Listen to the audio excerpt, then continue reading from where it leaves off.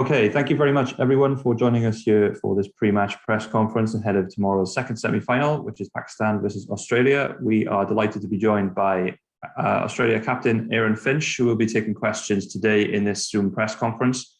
If you do have a question, please can I ask you to put your hand up in the platform, please? And if you are selected, you'll then need to unmute, ask your question, and then mute yourself immediately following.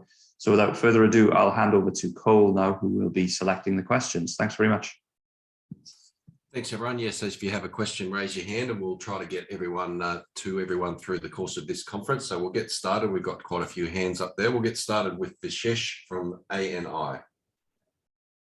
Hi, Aaron. I just wanted to ask, Pakistan has been able to get quick breakthroughs in each of their games. So do you think you and Warner would hold the key in seeing out Shaheen Shah spell, and that would be the X factor in the match?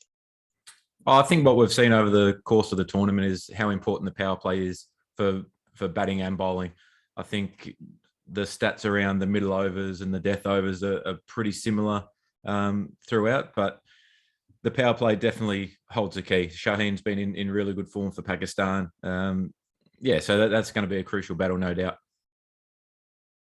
I had a follow-up. How important do you think toss has been in this World Cup? And do you think losing the toss is a big disadvantage? I think when it comes to finals, it doesn't make too much of a difference, to be honest. I believe getting runs on the board, especially in a final, can be really, really beneficial. So we've talked about it. We're confident that we can win if we happen to bat first or second. Thanks, Aaron. Best of luck for the semifinals. Thanks, mate. We'll go to Idris Malik.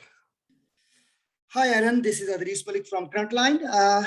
Pakistan is doing very well in this World Cup. But as per the previous records of the ICC knockout round competition between these two times, Australia has edge. Do you think that edge is removed now and Pakistan is in a better position? And how do you see this competition with the Pakistan? And secondly, do you think the spinners of the Pakistan are better than the Australia? I think that obviously Pakistan have been in really good form. They're 5-0 in this tournament.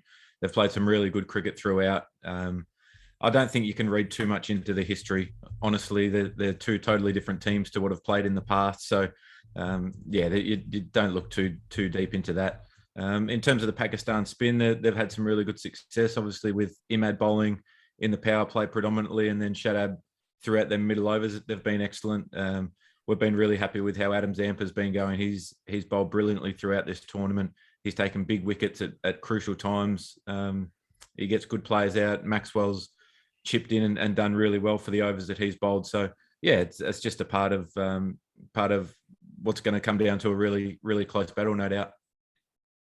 Aaron, what do you think if there is the total of the match is a 160, 170? Is it a good competition between both the teams, or should be a less scoring match? I'm not sure. We haven't seen the wicket yet, so yeah, it's hard to comment on that. All right. Thank you very much. Good luck. 7 News, Sydney. Aaron, Andrew McKinlay.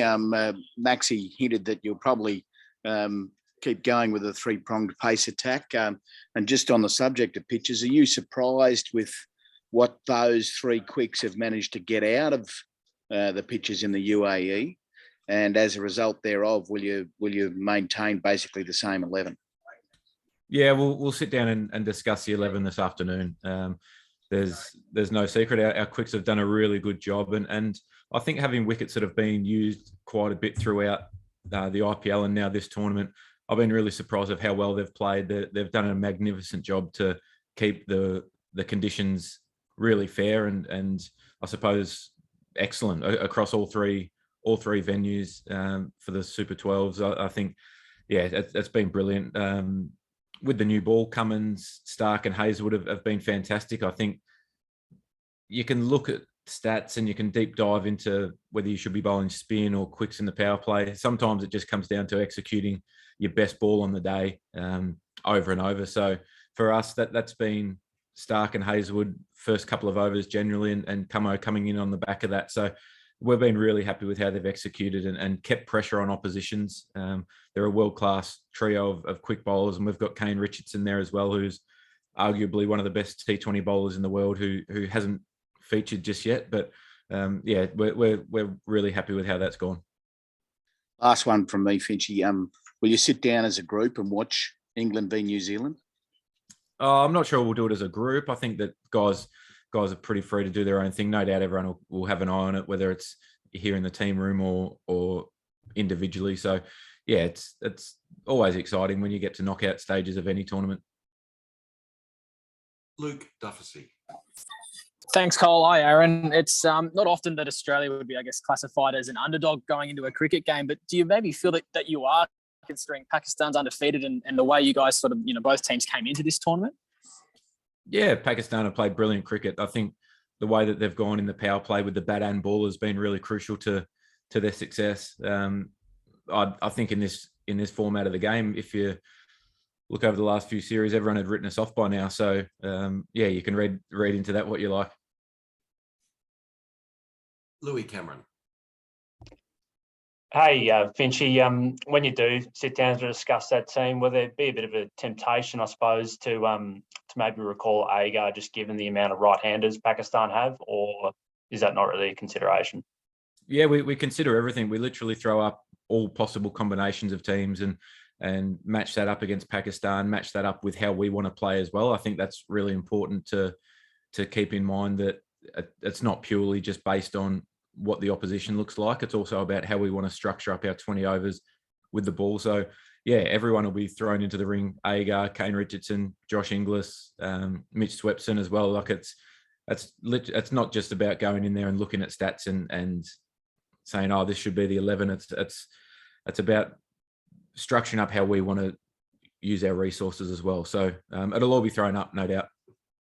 Just a bigger picture one, Aaron. I guess some might say it might be the biggest the biggest T20 game of a lot of you guys' careers, and it's a pretty experienced group across all formats. Does the general feeling around the team, is this kind of the best T20 side you felt you've led, just given the everyone's available and everything like that? Yeah, it's a really good side, no doubt. We've got a lot of experience. It's not so much as a team, but individually we've got a lot of experience. In other formats, we've played a lot of cricket together, but not so much in this T20 format. So yeah, it's a really exciting group. We feel as though we've got a lot of bases covered with the bat. We've got guys who can go big. We've got guys with power. We've got great spin options, all round options, quick. So yeah, I love the makeup of the squad. It just comes down to the day, doesn't it? And that's what you're judged on at the end of the day. Shamik Chakrabarti. Hi, Aaron. Good luck for the game. Thank you. Aaron, as captain, how happy you are to see David coming out of a bad moment? I mean, it was difficult for him in the IPL, runs had dried up.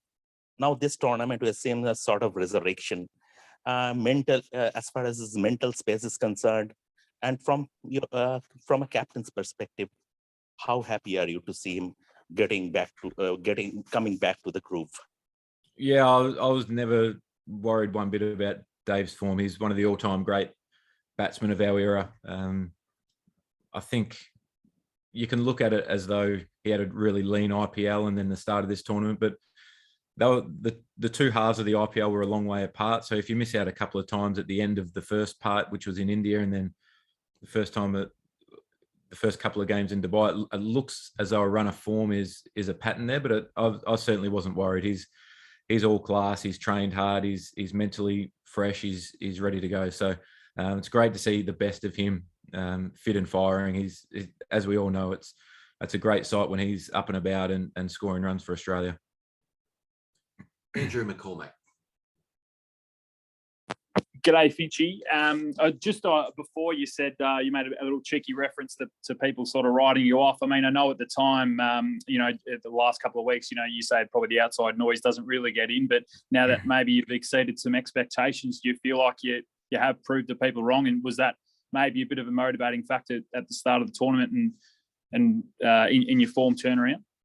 No, we didn't speak about it at all, to be honest. It's just one of those things that in the lead up to the tournament, you tend to hear things or see the odd quote or comment that people have written you off. And it's interesting how the narrative can change really quick. About 10 days ago, our team was too old and now we're an experienced team. So that's just how it all gets portrayed. And from day one, I've had a real lot of confidence in the way that we've gone about this with the squad that we've got, and I don't think that we've exceeded our expectations whatsoever. We came here with a really clear plan to win this tournament, and we're still alive to do that. And just quickly, if I can. I mean, you've been around obviously the white ball setup for so long. Is it time the coaching roles or the support roles are split up in terms of? I mean, not talking about any one individual in terms of Justin Langer, but do you need someone as a T20 coach who heads it up, and then that person can take care of that alone, or do you think it's too big a job for one person now? Yeah, I'm not too sure. I think it probably depends on what the head coach wants at the end of the day, because over the next couple of years with a lot of tours to be made up and a lot of games that need to be fitted back into the future tours program with the ones that were missed in the heart of COVID there. So I think that there'll probably be a little bit of a crossover of formats again, like we saw what was planned with the South Africa and New Zealand series. So I think that down the track that's something, if they keep crossing over, that'll have to be thought out. But as it stands at the moment, I think it's going okay. There might be some questions once those tours start to become really condensed and back up with each other, that support staff, players, coaches, team managers, physios, everyone will need a bit of a chop out and to be able to get out of these bubbles that we're in at the moment. So I think just over the next probably 2 or 3 months, that'll be a little bit clearer. Thanks, mate. Go well. Thanks, Macca. Dan Brettig. G'day, Aaron. Just a question about, I suppose, your own, time as captain. The fact that it's a World Cup semi-final, the chance to vie for a trophy. There's obviously a World Cup in Australia next year. I mean, how big does this loom in, I suppose, what you've wanted to achieve as a leader? Yeah, I'm really happy with how it's all built up. I think one thing I'm really proud of is how we've started to uncover a little bit more depth in T20 cricket in Australia. And that's probably come on the back of, like I said, that tour to New Zealand in particular that was going to cross over with the South African Test. So some guys who mightn't have got an opportunity in the past, if everyone was available, they got a good opportunity to test himself in international cricket. So I think that holds us in good stead down the track. And then we go to the West Indies and Bangladesh with some guys who rested from that series, which then gave a little bit more opportunity to some guys as well. So I think in the long run, over the next 2 or 3 years, that this period of Australian cricket will help us uncover more talent and more depth especially in the white ball format. So that's something I'm really proud of. And although the results previous to this World Cup hadn't gone our way a huge amount, there was so much learning that we got out of that. And just one that's a bit more specific. Obviously, there was that sort of issue against England where you lost early wickets. You had Maxi come in quite early against the new ball. Has your thinking developed any further there, whereby, say, if you're 3 down, he comes in after the power play regardless, or are you thinking the same way? No, that was the plan from the start of the tournament, to be honest. So the only change with the England game is that we went in with 6 specialist batters instead of the 7, which we've used in the other 4 games. So that left us with a decision to make whether Maxi went in the power play or we held him back. And we felt as though for us to win that game, you got to throw all your aces up front when you've only got 6 batters. And it didn't work that day, but that's okay. We've learned our lesson from that, and we're still here in a semi-final to push on. So just to clarify that, so if you play 7 batters, he would be held back until over 7+. Yeah, generally, I think that's a pretty common theme with Maxi's role in our team, in other teams that he's played, and he's someone who plays spin really well through the middle. He can be really dominant with 5 fielders out from ball 1, which is an amazing skill. So that's obviously that's what we've done in the previous parts of this tournament. Thanks, Aaron. Rob Forsyth. G'day, Aaron. Bit of a follow-up to Dan's first question. Just big picture, how would you describe the enormity of winning this tournament? I suppose in the context of Australia having never won it, but also what's happened in the past 18 months. And, the plans were quite well set, Feb 2020, and COVID's disrupted, the host country, the date, the lead-up series, the ranking slide and all that.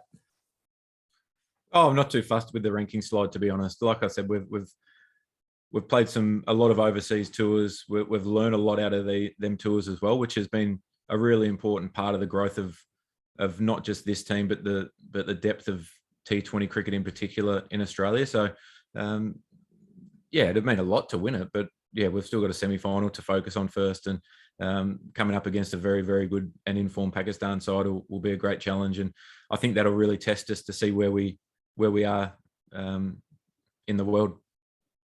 And you talked a bit earlier about Adam Zampa. Do you get the sense he's gone to another level at this World Cup? I mean, everyone's seen what he's done for a few years, but to perform the way he has, often as the sole frontline spinner at a big tournament, what's stood out from your perspective? And did you get a sense maybe that some teams had even sort of underrated him at the start of the tournament? Yeah, I don't think that anyone's underrated him. He's been a wonderful bowler for a few years now in the white ball formats for Australia. He's someone who loves the competitiveness or loves the fight.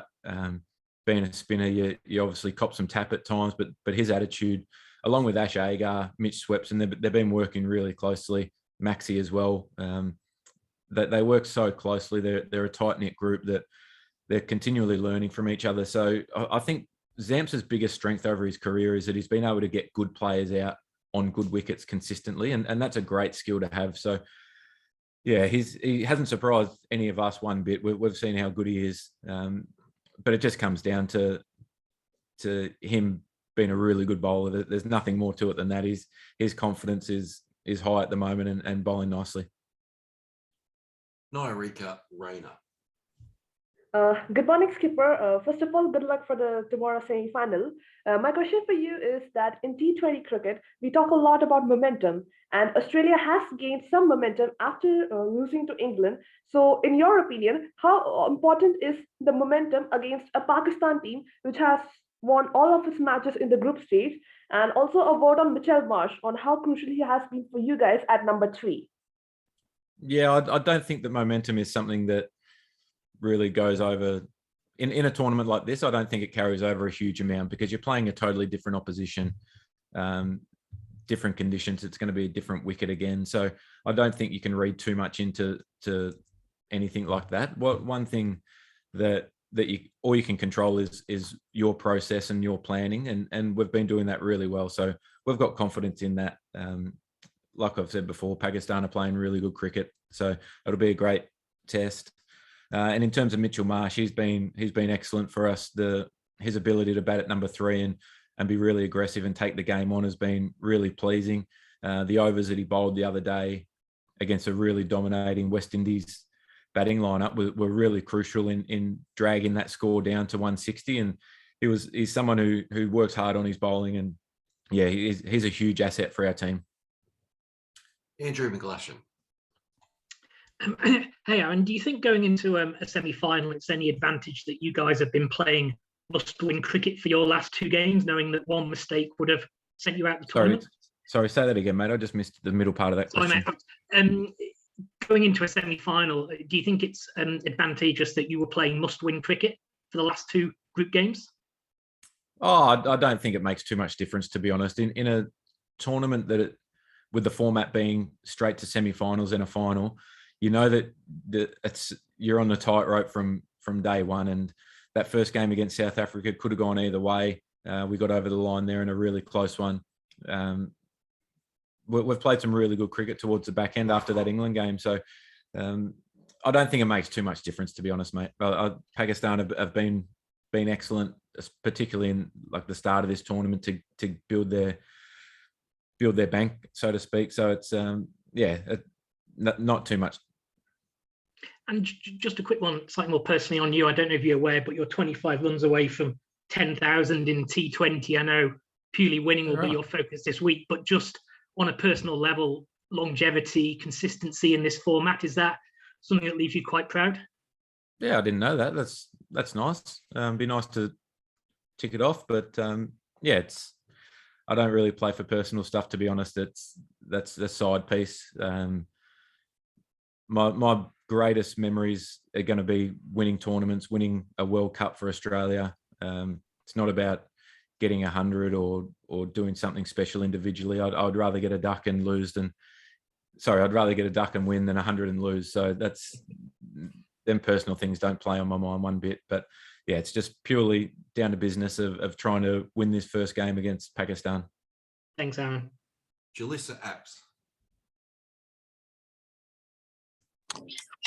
Hi, Aaron. Just wondering about Matthew Hayden. What's it like to know that you're going to come up sort of against a fellow Aussie in that side? And have you seen him around at all, or do you sort of stick to your own camp there? We saw him around yesterday, actually. I think Pakistan moved into the hotel yesterday. So, saw him around. I think it's great to see greats of Australian cricket crossing over into other countries and helping out as much as they can. I think we've got a rich history of great players helping other countries in terms of franchise cricket that's brilliant. Thank you. Shubhan Madan. Yeah. Hi, Skipper. So my question is to you that when you select the squad in your 11 for the T20, of how you go according to the man-to-man marking or the forms of the players? No, we structure it up either way. We obviously look at the opposition and their strengths and weaknesses and what resources we've got to match up against that. But we also have to look at what we do really well and stay true to that. I think if we get seduced into looking purely only at matchups, then you probably go away from your own strengths quite a bit. So yeah, it's a bit of give and take. You take all the information in and make a judgment call there. But yeah, you've got to look after your own backyard first. Last one here, folks. Matt Roller from ESPN. Matt. Yeah, hi, Aaron. Just to pick up on sort of talking about the balance of the side, which I guess has been a theme throughout. I guess just to zoom out and maybe compare this to previous T20 World Cups when Shane Watson's always been in the side, could you sort of talk about the challenge of those decisions around balance for you as a captain, especially without someone who's maybe quite as much of a genuine all-rounder in the way Watson was at his peak? Yeah, that can be a tough balancing act. I think the fact that we've got the 3 all-rounders in Maxwell, Marsh and Stoinis to bowl them 4 overs has been really beneficial for us. And we know how good Maxi can be in the power play, but also through the middle overs when the matchups are right. So that's given us a lot of confidence to be able to go in with the 4 specialist bowlers plus the all-rounder. And that's probably something that we've wrestled with in the past. And Mitch Marsh's bowling has been excellent over the last couple of series and against Pakistan, against West Indies the other day. I don't think Stoinis bowled yet in this tournament, but he's had some really good success, particularly towards the back end of the innings as well. So, it obviously makes a really tough decision, but having them all-rounders there, especially ones who offer so much flexibility to the side, with Mitch batting at 3, Maxi can be that floater anywhere from sort of number 3 down to number 5 or 6, and Stoinis with his real power game towards their middle and back end overs. It does give us a lot of flexibility with the selection. Thanks, Matt, and thanks to Finchy for joining us today, guys. We'll catch up with everyone after the semi tomorrow night. Thank you. Thanks, everyone. Thanks, Aaron. Thanks, Cole. Cheers, Cole. Cheers.